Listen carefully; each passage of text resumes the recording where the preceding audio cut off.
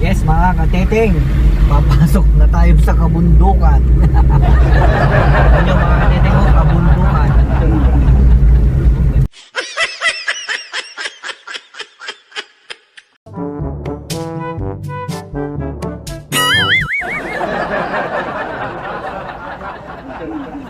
Yes mga kateteng, let's go! Finding Sili.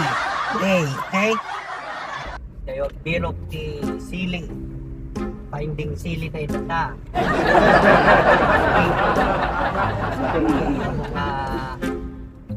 Mga mga tidalan dahil so na di Google eh. Kaya awol so na di baro eh. Nga natanda baro kayo makiti ah. Mga kaming may lawak na may sakke.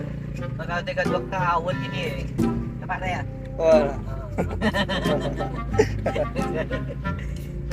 Parang ano, malagip na dalan nga nagdaan na ini na namartag ini, namartag ka no ini nagdag na dito eh. Ay, nagmotor ka na nagdag na.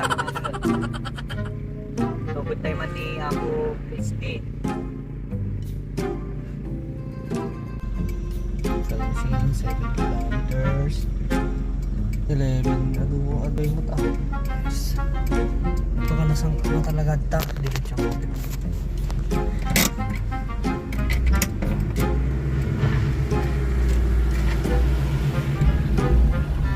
Yes mga kateteng, papasok na tayo sa kabundukan.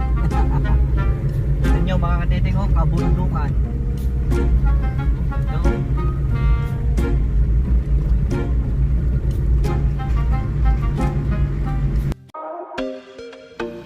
Tayo ngayon ay pupunta sa San Emilio, Cebu para kumuha ng sili sa isang farmers doon. Tayo ay na-scam today dahil ang sabi ng may-ari ng sili ay malapit lang pero hindi na namin marating-rating ang lugar nila. Ang layo pala mga kateteng. Sobrang tirik pa ang paakyat dito mga kateteng.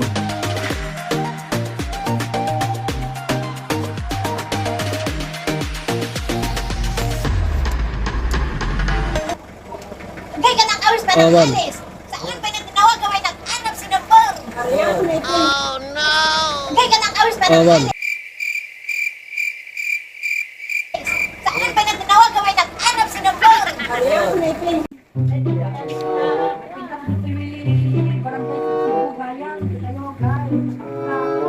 Isip-sipo ka na mo, isip-sipo tayo amin nga sipo.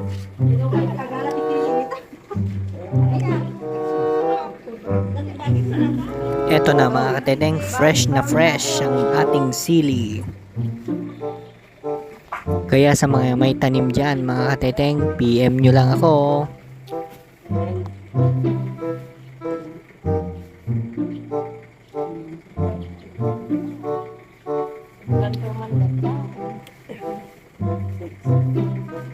Anong pangalan po ng mga chismoso-chismosa na inireklamo nyo ngayon dito? Una si Gina, pangalawa Gina. si Lovely, pangatlo si Mare, tapos si MG.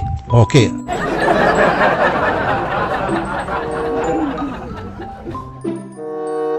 Let's go mga kateteng, nagbabalik si Siliman.